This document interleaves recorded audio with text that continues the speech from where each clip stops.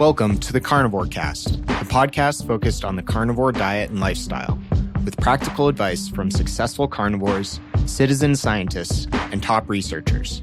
I'm your host, Scott Meslinski, and I'm here to speak with experts and experienced carnivores to get answers to your biggest and meatiest questions while helping you live your best life as a carnivore. If you enjoy the show, please consider supporting the Carnivore Cast on Patreon. By becoming a patron, you'll help us reach more people and continue to create content on carnivore. There are also exclusive perks available, such as private Q&As, consultations with me, and more. Become a supporter at patreon.com/carnivorecast. Check the episode description for the link. Thank you, and I'll see you there. Ashley and Sarah Armstrong, also known as Strong Sistas on Instagram and YouTube, are two incredibly intelligent, hilarious, and positive minds in the keto carnivore nutrition world. They both struggled with eating disorders and autoimmune diseases, but pursued health and nutrition knowledge relentlessly. Thanks to that research and passion, they're now thriving on a nose-to-tail carnivore diet and helping others achieve optimal health together. Welcome to the show, Ashley and Sarah. Hello. Thank you for having us. Thank you so much. Yeah, my pleasure. And so I'd just love to start with, for folks who don't know about your story and your background, how did you both start to get unhealthy and where do you turn it around? Sarah, do you want to start? Yeah. Wow. This is like a long story for both of us. So I'll keep it short. I would say we started seeing health issues about 5 years ago? About 5 years ago. And at the time, honestly, we didn't think anything of it. And that's because these are things that a lot of people deal with on a daily basis and don't consider to be unhealthy. And I'm talking about like brain fog, fatigue. For a long time, I just thought that my hands being swollen and being extremely sensitive to the cold was just normal, and that was just me. Even when I would go and get it checked out, at one point I did get my circulation to my hands checked out thinking something was wrong, and the doctor actually didn't see anything about it. So that was about 5 years ago, and those symptoms all were related to our autoimmune conditions. And it wasn't until maybe, 3 years ago that we finally figured out, holy crap, something's actually going wrong under the surface, and got with a naturopathic doctor and started figuring things out. But that was kind of the start of it. Ashley wants to chime in. So yeah, at the time, we thought we were doing everything healthy. Like we would go to the gym a bunch of times during the week. We thought we were eating super healthy, but at the time we were doing ultra high carb, super low fat, and we're doing the standard IIFYM, if it fits your macros approach, kind of like, oh my God, every carb is the same. And I think my fat was sometimes down to 30 grams of fat. So yeah, complete opposite of what we were doing now. And we clearly saw that over time, this approach just was leading to more and more inflammation and actually causing us to be unhealthier. Oh yeah. So we didn't realize it, but it was just building up. Yeah. And how did you, where do you, what were some of the first steps you took to get more healthy, and how did you start discovering information that led you on the path to where you are today? Yeah. So back then we were actually still working out, and so we, like Ashley said, we thought everything we were doing was healthy. So initially our mother I initially went to rheumatologist because that was after I finally got some blood work done and my ANA levels came back high. And then other markers related to lupus came back positive. I went to rheumatologist, and thank God my mom was with me when she checked me out and stuff, because she prescribed me 3 medications right off the bat. And at the time I was 18 or so. And my mom was like, nope, we are not going down that route. So from there, my mom took us to a specialist in downtown Chicago, a naturopathic doctor. And again, Ashley and I weren't really sold on the whole idea of this type of treatment at the time. We didn't really.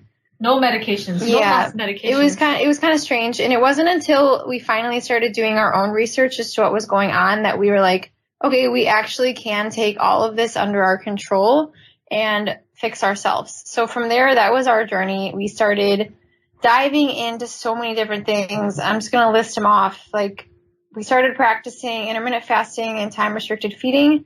We would do prolonged fasts. So we started for a period of like almost a full year of doing 1 time a week, 24-hour fast.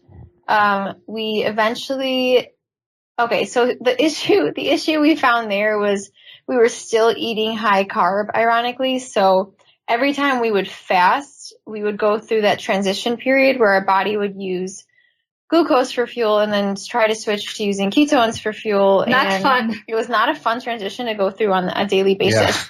Right. So eventually, we found a lower carb approach, that being keto, and you realized were so resistant to starting it at the beginning. I was. I was all about keto for a little bit, and so I had to like build up the research to Sarah to show like, yo, this is how we can reduce our inflammation. And so finally we jumped on board last November and just switched into keto. It was a long time coming. And then just gonna fast forward, we went from keto to carnivore this year, and obviously we'll probably talk about that more. But another thing I want to touch on really quickly is, even throughout all this process, I did get like education in integrated nutrition, and I know that we talked about this kind of stuff more, but really nobody ever educated us specifically on keto, and definitely not carnivore. So it's something that we had to find and research for ourselves. Interesting. And what of those things you tried, like, were some of them working to some extent, or, you know, how did you know that you were making progress? Yes. So the fasting, I'd say we could definitely tell. And the reason, one of the ways we could tell was like slightly improved digestion. Leaky gut obviously is related to a lot of autoimmune conditions. And so we definitely experience a lot of leaky gut symptoms, and those would be slightly resolved, after fasting, especially after our prolonged fast. We'd notice, wow, like my gut was able to reset, but then a few months later, we would just return to the symptoms that we had before. So we'd see some kind of temporary benefits out of those, but not really the extreme benefits that we see now after fully switching to carnivore. That's for sure. Yeah, like we don't even feel the need to fast anymore because it's all been taken care of. Yeah. And we both had pretty bad rain so like we wouldn't be able to feel our fingers or our toes, like even in like 80-degree summer temperature. And I am very proud to say that I have not had any of those symptoms this year.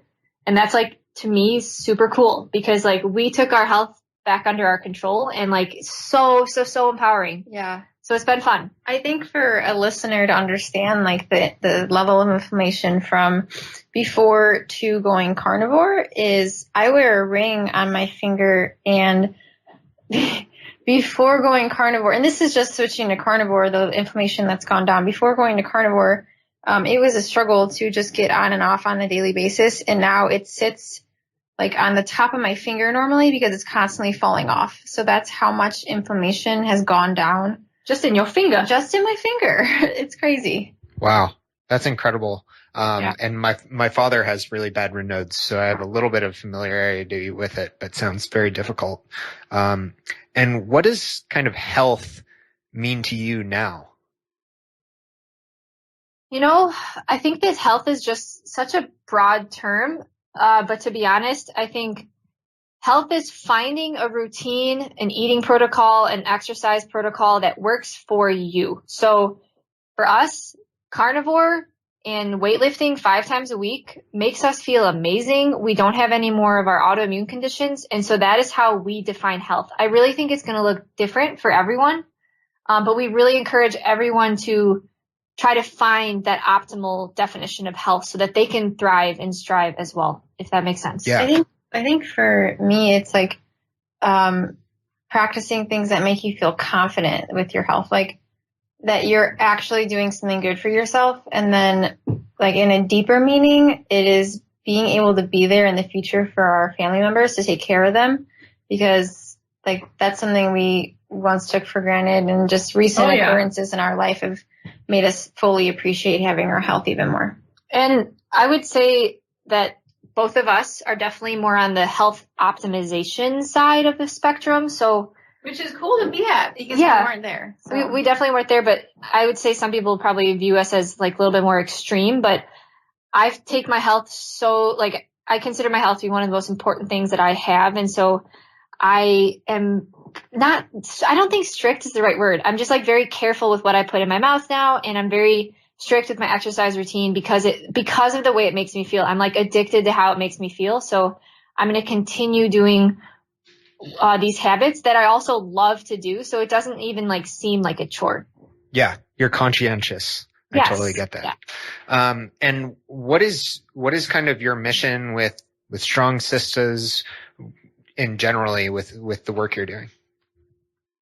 Yeah. So, to be honest, we kind of just started our Instagram for fun, because Sarah and I live together. And so we thought it'd be fun to document our journey and like a few years look back, say, look at all the fun things we did. But we've really come to love the community that we have met on Instagram. And I think that I personally view our role is just showing that living a healthy life can be fun. And so we want to just encourage people to learn new things, try new things. And we don't want to always, we want to teach people about certain things, but the way that we like to teach is through humor and comedy. And so we always like to make jokes of some things because we think messages can sometimes be better understood or people will take it to heart more if it's in a humor. So I'd say we like to educate people about what we have learned, but in a funny way. Yeah. You like about to eat liver. Let's see, yo. Yeah. It's a little bit different. So, well, off of hers, of course, but mine is more empowering people to not just settle for symptoms that they're dealing with. So, like Ashley and I were settling for quite some time, and that's just no way to live. So if I can encourage anybody to just do one thing to improve their health, that'd be amazing. Yeah, that's awesome. Try to thrive, not just survive. Yeah. I'd say you're both doing an awesome job of that. And I love how you combine the humor with information. It really helps kind of make it stick and make it more digestible. And how do you both feel being on the younger side in this carnivore keto space? I was at Keto Fest a few weekends ago and loved it and loved meeting everyone. But I definitely noticed like kind of a demographic where myself being 27, I felt like the youngest person there, which was awesome and exciting. And I feel so fortunate to have access to this information early in my life, but curious how you both feel about it. Yeah, I think, well, at first Ashley's 27 and I'm 22. Yeah. Am I 27? I think 27. I don't feel 27. I think it's an interesting balance because I'm sure some people don't take us very seriously, but both myself and Ashley really prioritize our education in all of this, and we've gotten extensive education in several health-related fields. But I think it plays into my mission in a little bit because I know for a fact that a lot of people my age are dealing with things that they're not taking care of right now. And so if I could just share my story, you know, I was fortunate that my mom took me somewhere to figure it out at my age, but I know a lot of people have just been diagnosed and are now on medication where they could hopefully come off of it. So I think I hopefully can start taking it as more of being like a leader for people my age, not a leader, but an example for people my age to not just blindly take a prescription, but rather go to their diet or their habits to make themselves feel better. And I feel very fortunate that we found all of this health and we've learned about all of this health information at a younger age because I have found my passion. I entered graduate school with a slightly different passion, and I'll be like leaving graduate school with knowing kind of what direction I want to pursue my own independent research later in life. And I just feel very blessed that I have been able to find this passion, and I'm super excited to continue with research later, hopefully in somewhat of this keto field. So I agree. I would definitely say we feel a little bit younger in the keto and carnivore like information space. But I know that all of us, including you, will be well, hopefully we'll be some of the leaders like later as we learn more and more, you know? Yeah, absolutely. And do you mind just turning off that dinging? Yeah, sorry. I don't know how to, because I have like my computer on loud and my mom just keeps texting me and I don't know how to, I don't know how to turn. You tell your mom to stop. And you say stop and she's like, what's wrong? how did you find Carnivore? Well, being active on Instagram, and we were starting to get into like keto and just kind of seeing more and more people entering into the carnivore space. And actually one of my good friends, Christian, really encouraged me to try carnivore, just for digestion. So he said like, oh, just give it like a 30-day trial. And I was kind of interested in it to see how I would can I add something improve, on like how I would like improve my health and my brain functionality with carnivore. So I gave it a go for 30 days and then no turning back. I think a missing piece, Ashley, is not that we haven't covered is that a big reason was for her digestion because Ashley's dealt with chronic constipation for years. Oh yeah. So it was almost a last resort in that aspect. And I don't know if we don't know if it was autoimmune related, but would you say your digestion's gotten better? Oh, significantly better on carnivore. That is for sure.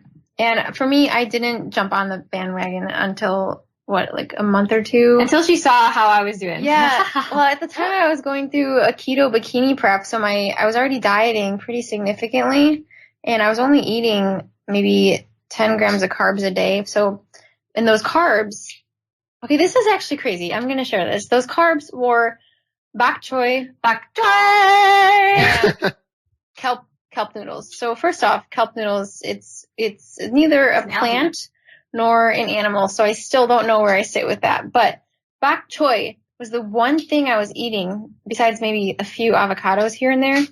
And just eliminating that to go full carnivore was just like, it just blows my mind still how much of a difference it made. So inflammation wise. Yeah, it's crazy. But yes, that is the long-winded version of how we came to carnivore.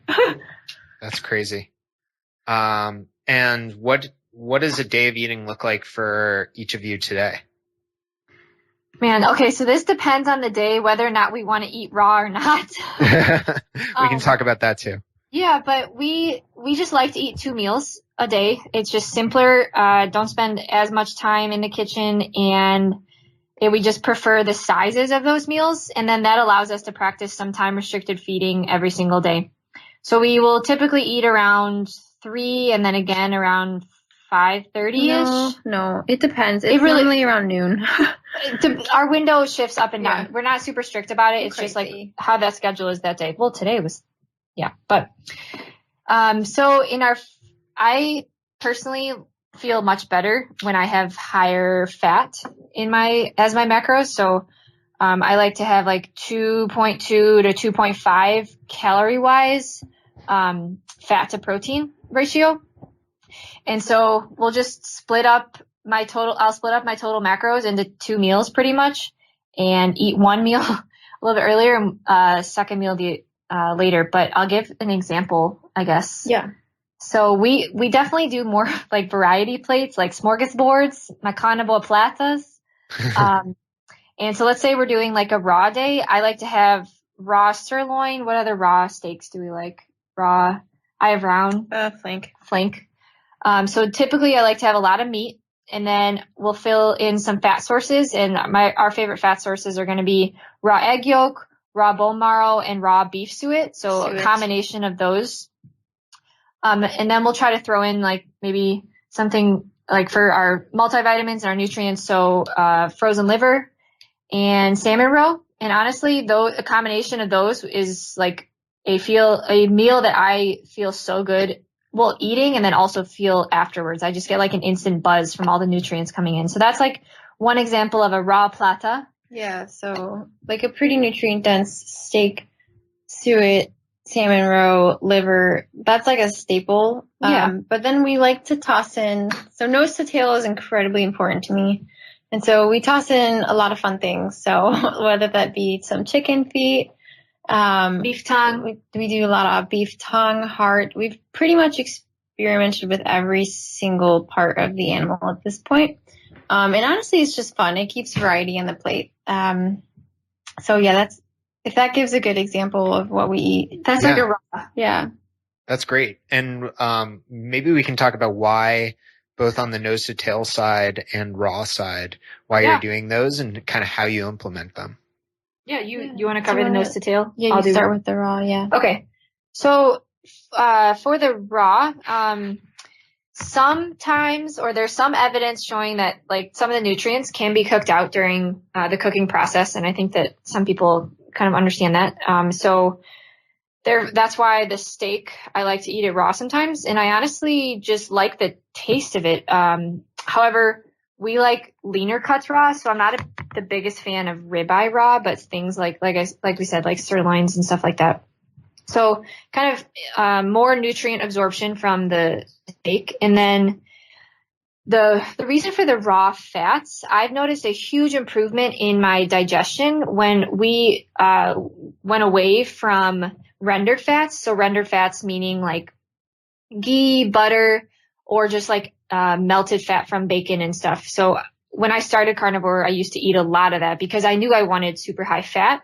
So I was just putting I called it ghee hats. So I was putting ghee hats on top of my burgers and just like having a bunch of butter and saving all of my rendered bacon fat. But that was not doing much good for my stomach. So I noticed a huge improvement in my digestion, switching from rendered fats to raw fats. And so now really the only fats that I'm going to include in my diet when I want to feel good. I'm obviously going to have butter again in my life, but I prioritize raw beef suet, which is the fat around the internal organs in animals. It's so good, so good with sea salt on top.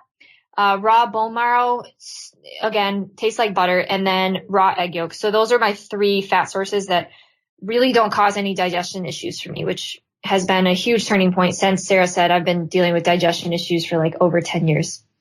So that's kind of the main reasons for eating raw. And then frozen liver, you're going to cook out some of the liver gets cooked super easily. So you're going to cook out some of the nutrients, by cooking liver. So consuming that raw, you're going to get the max amount of your multivitamins. So that's pretty much the reason for raw. Awesome. Yeah, I have similar problems with rendered fats. It's amazing how quickly it happens too. Just having like the extra fat on my bone broth that I forgot to scrape off, even a little bit of it, just goes like right through me. I think I have a very sensitive stomach with that too. It causes constipation for me, and I get pretty bad stomach aches. I totally agree on the fat lining on the bone broth. I make sure to remove that rendered tallow for sure. Yeah. And so for the nose to tail, like Ashley just talked about liver, and obviously it's very uniquely nutrient dense, and it basically complements muscle meat in every way, in terms of getting a full nutrient profile there. So obviously the nutrients are important to us, and then you're going to look at every other organ meat, and they're all unique in what they offer you, but it goes a lot beyond nutrients for us. It goes into sustainability of eating this way. There's a lot of talk about how eating a ton of meat is not good for the environment, and whether or not that's the case with grass-fed, I know that's up for debate.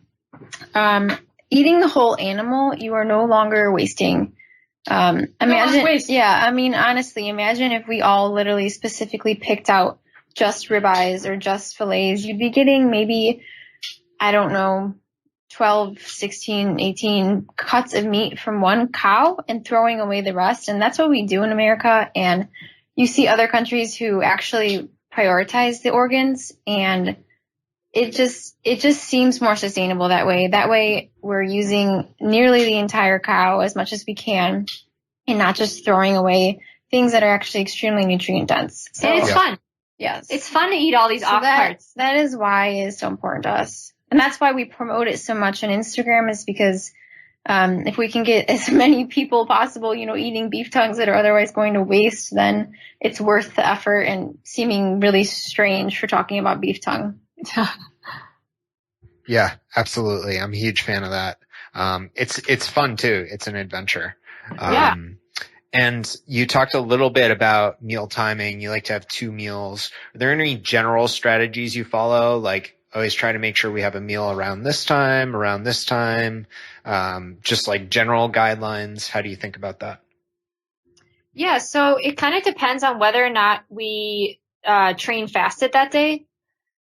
So if we do train fasted, we kind of prioritize shifting our window a little bit higher, like earlier in the day, just to make sure that we have some food after the lift. If we don't train fasted, then we'll typically break our fast around like noon as a pre-workout meal, and then we'll go lift. But then if you eat protein and a sufficient amount of food before your workout, there isn't this crazy anabolic window that everyone talks about. It's actually much of a bigger window. So then we don't have to stress about like slamming a meal down as soon as we finish a lift. We can go get other chores done or run some errands or get some work done after the lift. And yeah, so we kind of like to structure our eating windows around when our lift is that day.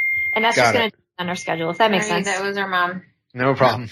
Hi, Mrs. Armstrong. Yes. So you lift between like the 12 o'clock meal and the 5 p.m. meal?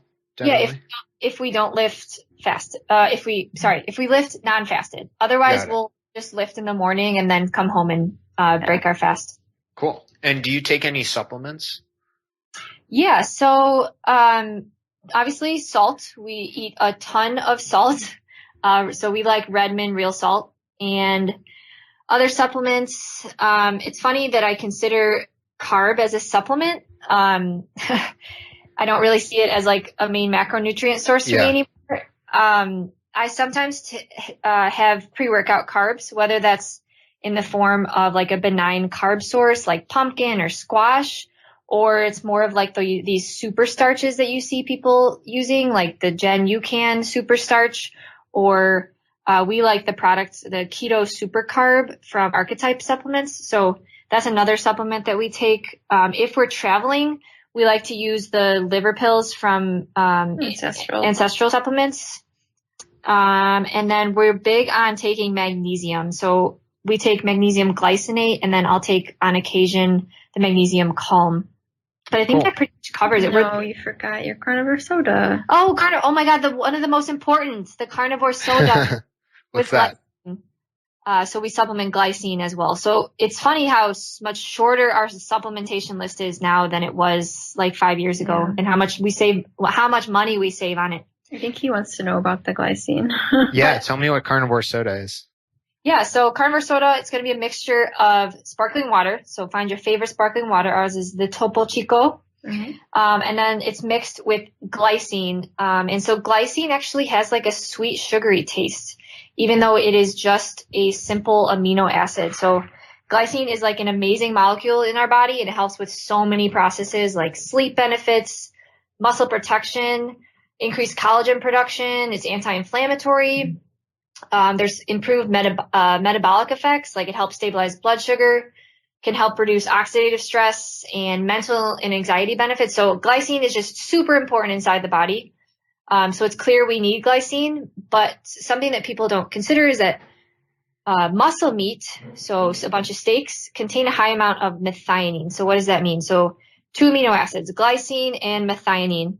The breakdown of methionine actually requires glycine. So if you're consuming a bunch of methionine, you could start depleting your endogenous glycine levels. So that's why it's important to consume exogenous sources of glycine, whether that's through this glycine powder that we use in our carnivore soda, or you can also get glycine from like bone broth or collagen powder, or eating like skin and connective tissue and bones. So yeah.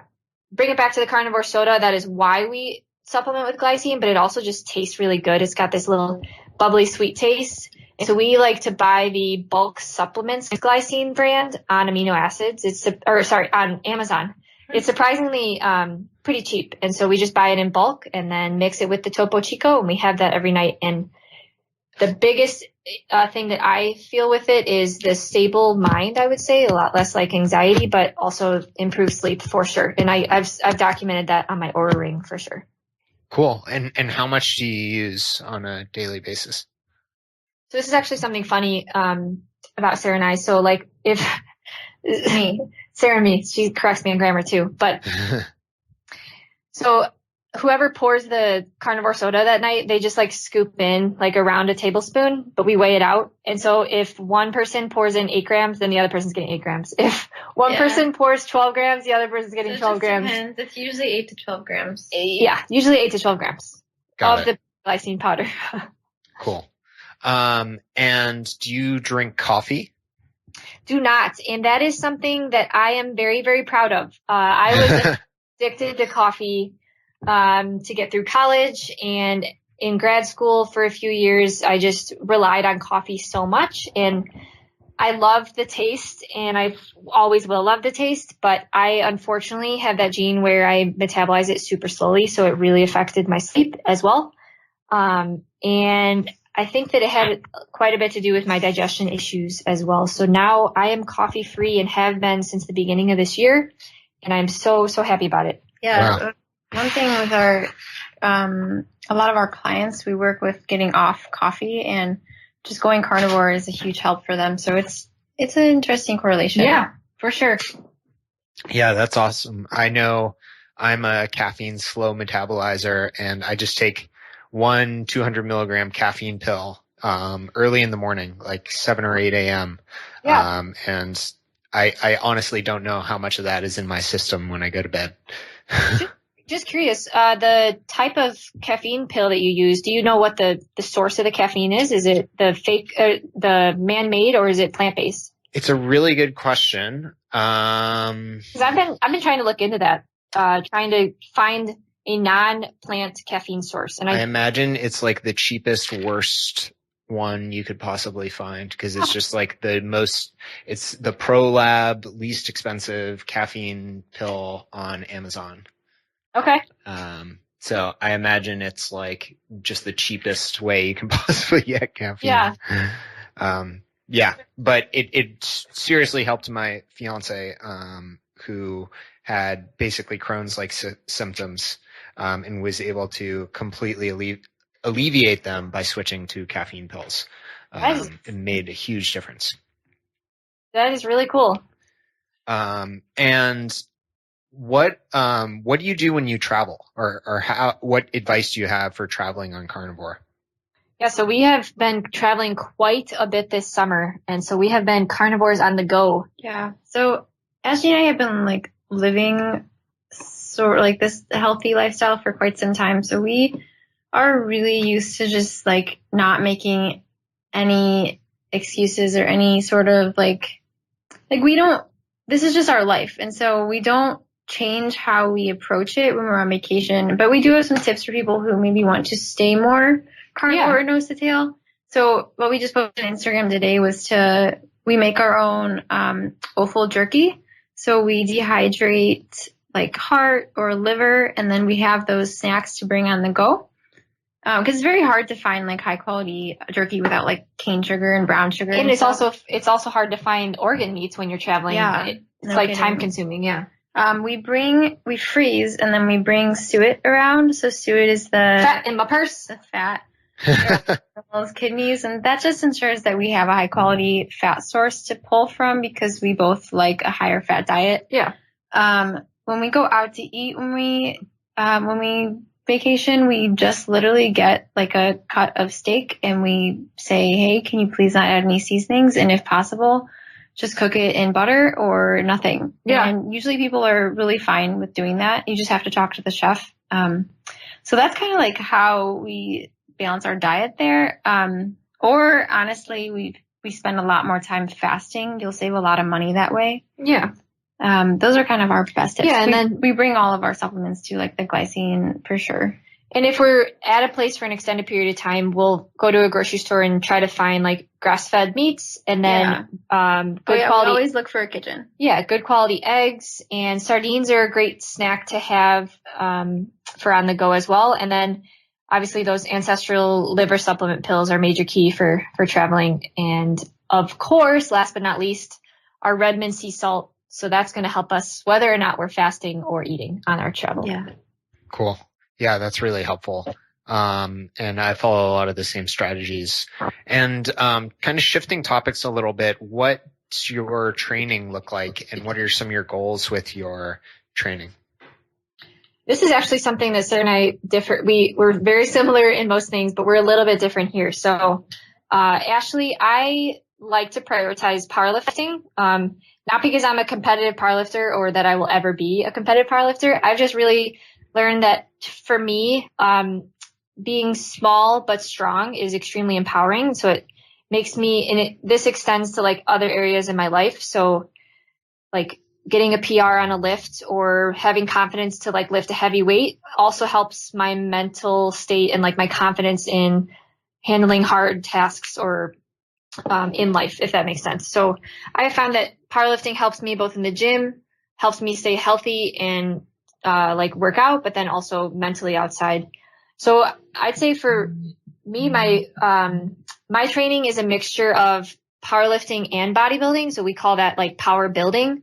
So my workouts will start with one of the main 3 lifts. So whether that's bench, squat, or deadlift, and then it'll have like bodybuilding movements as like accessory lifts after the main movement. So it's typically like an hour and a half long lift. And yeah, I now hired a coach this year for the first time ever, and his name is Christian Unger on Instagram, and he's been a huge help so far, and he's definitely helped me put on like quite a bit of muscle mass, which is something that I struggle with. So I'd say my goals are strength and physique. I want to continue to put on muscle mass, probably throughout the rest of the year, and then I'll go through a cutting phase later. But yeah, that's Ashley. Sarah has slightly different.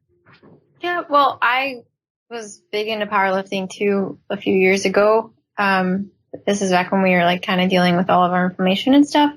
And then I decided this year, the beginning of this year, to jump in and do a bikini competition. So it changed my training a lot, and I started doing a lot more hypertrophy and bodybuilding work, which Ashley still does, and I was still doing in the past too. But I got to a pretty small body fat percentage and body weight, and at that point, it was more taxing for me to try to do the power lifts, and it wasn't enjoyable. And just going through that entire experience, obviously I've put on a little bit of weight since then, but I've found through that process, that was when I started carnivore, and I found like my lower inflammation, and I found like where my body's supposed to be sitting at weight wise and where I feel best. And so I'm kind of just doing what feels good in the gym now. So I do still enjoy more bodybuilding, more pump style lifts. And I just last week started doing a little bit of the power lifts. So at this point, I'm just doing what feels best, but I don't have as focused on strength as Ashley is right now. She's honestly killing it, and she's inspiring me to get stronger again. Very cool. And why do you use targeted carbs, and do you think we need them? Ashley is like anxious to talk about this. So in the end, no, you do not need carbs to build muscle. What you need is an increased training stimulus. So you need to increase the load that your muscles have to lift, and then you have to eat a sufficient amount of protein, and you can build muscle with that. However, that doesn't say that carbs can't help. So like I brought up earlier, I almost view carbs as like a supplement, because they can improve athletic performance. And whether or not that's placebo, I think is up for debate for some people. But I think that if carbs can give you a little bit more oomph to be able to push yourself more, that means more of a training stimulus for your muscles. And so I think in the end, if you use them intelligently and you don't use that much of them, so that your body is still sensitive to them, then I think that they can be a useful tool in the context of athletic performance. And this is given that you don't have any health issues when you do introduce them back in. Correct. Got it. Cool. I really like that idea. And go ahead. I think important to add there that it's a 1 to 2 time a week thing for us, not an everyday thing. Yes. So if we are going to introduce carbs, it's not something we're going to become super sensitive, or we would like to stay sensitive to them, and therefore we do not do this every day. Yeah. Right. And I think it's also important to keep in mind, like, for us, it's not that much. Like, we're small individuals and we're 0 carb most of the week. And so like having 20 to 40 grams of pre-workout carbs, like 50, that's plenty. Yeah. But for anyone that's like interested in trying, like you don't need to have that much. No. Yeah. That makes sense. And one thing I've been curious about, and maybe I just need to do more research on people like Jordan M. Joy and Danny Vega who are talking a lot about this, is why would you, if your focus is lifting, why would you want to use kind of the slow release type carbs, which as I understand are more made for endurance? Wouldn't you want fast acting carbs that can get into the muscle easily, like dextrose? Yeah, so I think that You're in that experiment. I'm actually part of the experiment with Danny Vega right now, the Carbs for Keto Jen UCAN experiment. So the super starch, like you said, is like a slower digesting carb. Granted, we're instructed to take it about like 30 minutes before your lift. And so therefore, for these longer like body or power building sessions, you have energy throughout the whole, like workout. The keto super carb supplement that I was talking about, is Jordan M. Joy's product with Archetype supplements. That one is a mixture of fast digesting and slow digesting. And so I've used both, and I probably prefer the keto super carb a little bit more because it also has beta hydroxybutyrate in it as well. So you can like stay metabolically flexible AF and have both ketones and glucose as a fuel source for your body to use. Does that kind of make sense? So it's a little bit slower digesting, but it keeps your energy pretty stable throughout the whole workout. I've enjoyed it also doesn't, I think the biggest benefit with the super, starch is that it doesn't spike your blood, glucose level. And I think that that's like a valuable tool so that you remain near or at ketosis. I've had a good experience with it where I haven't had brain fog, and I think that it's because of the slower digesting. Does that make sense? I think it allows you to hold on to both ketones and glucose, and you can use both. Yeah, very interesting, and definitely makes sense. And what other kind of biohacks do you practice besides eating carnivore, nose to tail? What other things are you doing to optimize your health? You hear that noise? Is that our computer? I can sort of hear it. Yeah. I don't think it's ours. I don't know. That's okay. Okay. Biohacks. Yeah, there are other biohacks that we do. We do a lot for our sleep health. So I would consider, we wear our like blue light blockers before bed, if you want to call that a biohack. So we wear the blue light blockers about 3 to 4 hours before we go to bed. And that's also because we are probably working on our computers at a certain point. Let's see. Another thing we do before bed, I've become I've absolutely become a sleep snob. Like sleep I'm the same way. Number one priority. I never used to make it a priority at all. So another thing we like to do is to take a hot bath before bed to help lower our body core temperature. Cause during like a hot shower or bath, you get a lot of vasodilation. So all the blood vessels open up on like the surface of your skin. So that results in like a blood rush from the core of your body to the surface. And that is going to like help dissipate heat and ultimately lower your core body temperature. And so this was a suggestion from the Sleep King, Dr. Walker. And so we've been doing that. Like, I think that's been a huge help. I used to wake up super hot in the middle of the night, but that has definitely helped me. And of course, keeping our house cold during the night is also important. What other hacks do we do? We do a lot of cryotherapy. We do some sauna. We have a Joovv, so we do red light therapy. If there's no sun in the morning, we'll step in front of the Joovv first thing. Do you use any form of blue light therapy if it's like cloudy out? No, and that's something that I'd be super interested to start, but honestly just have not jumped on that yet. Okay. We also do, I don't know if this would count as this may not be a biohack, but like we protect ourselves from EMF a lot.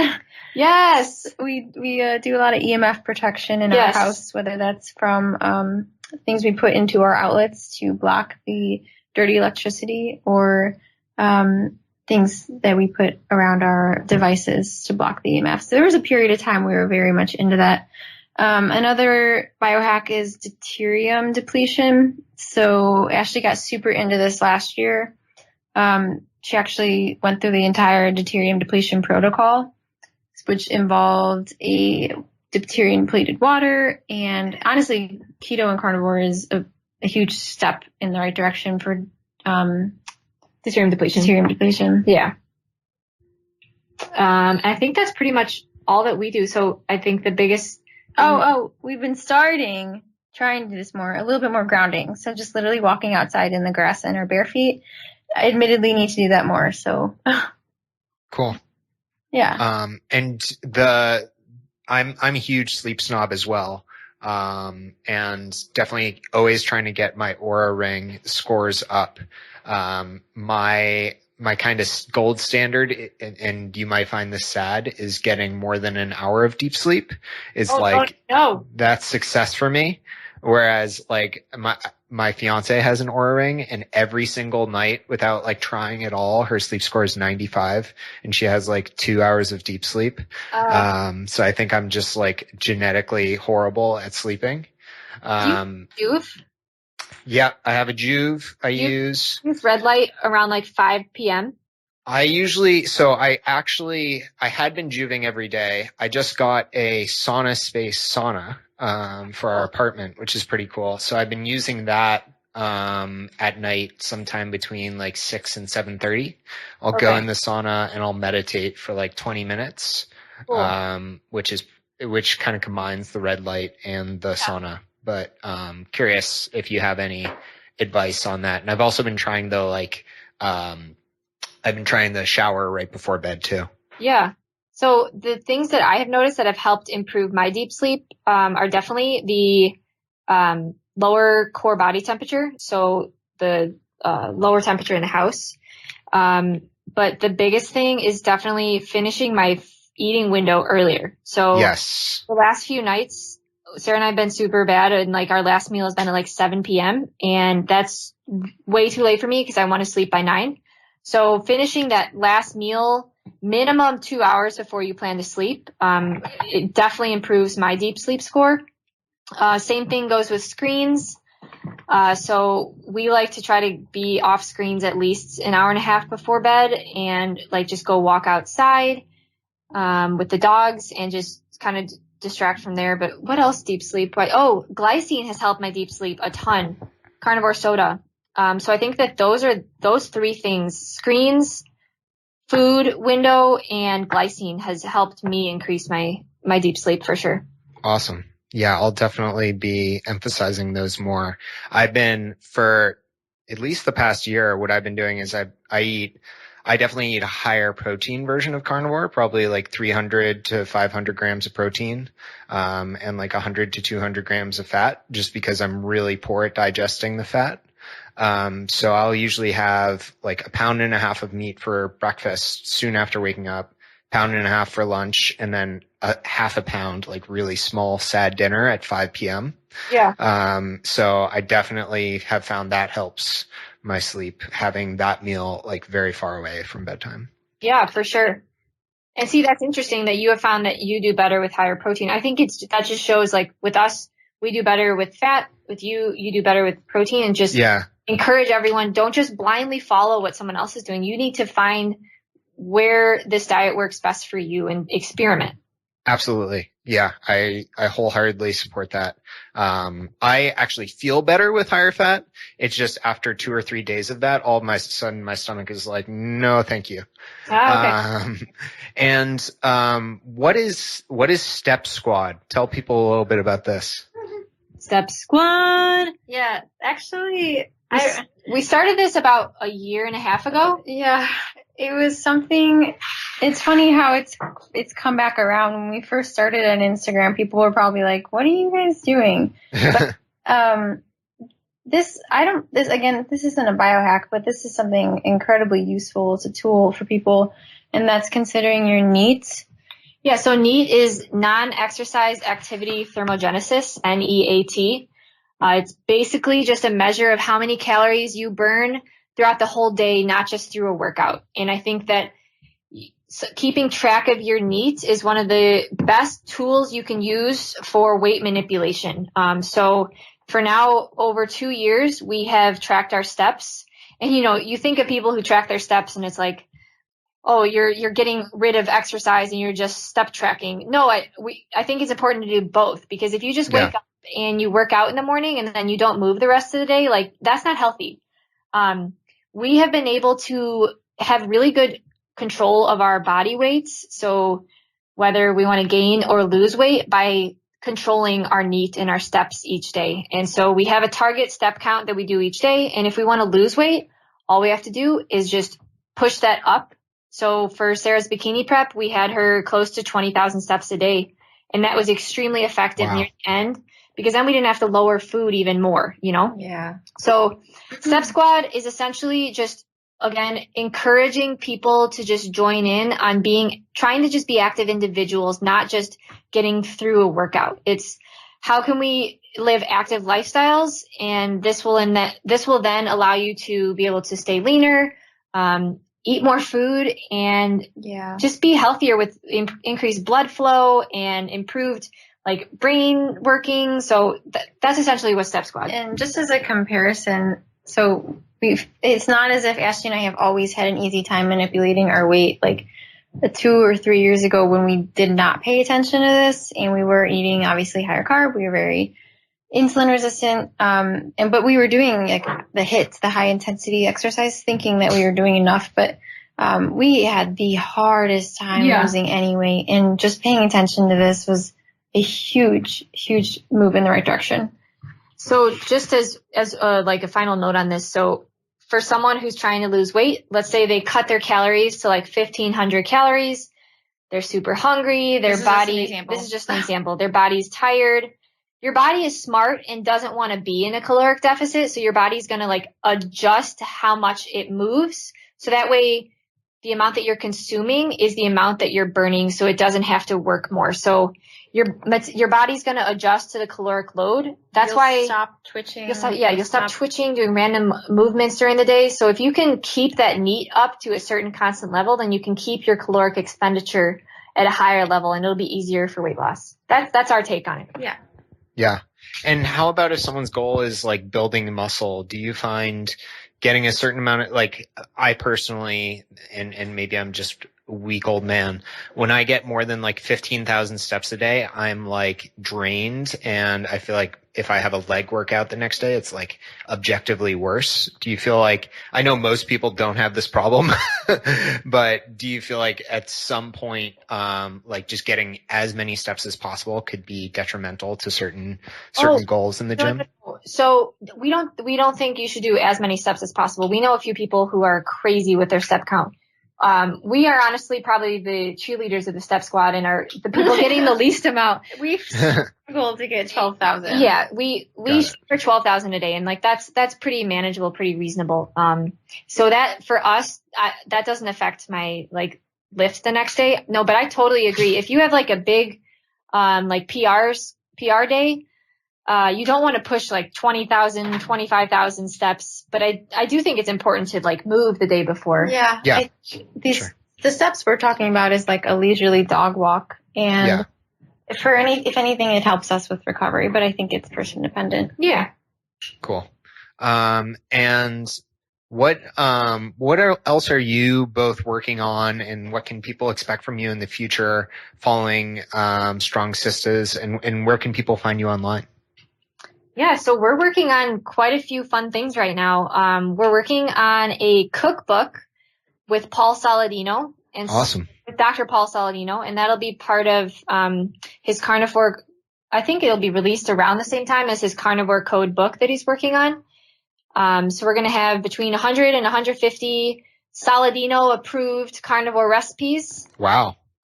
So we've been working on that behind the scenes, and it's been so hard to keep them secret, but it's been a lot of fun, and we have quite a bit done there. Yeah, so you asked about the nose to tail, and we couldn't really share that much. Yeah. Got it. So that's one thing. And then we're working with clients right now as like Team Strong Sistas, whether that's you want to just get started with keto or carnivore, or if you've been keto or carnivore for a while and you want to optimize to feel better, we can help with that. And then help resolve some health issues. Yeah, any health issues or sleep issues. And then if you're interested in getting started in strength training, we're also helping some of our clients there. And do you want to talk about our future goals?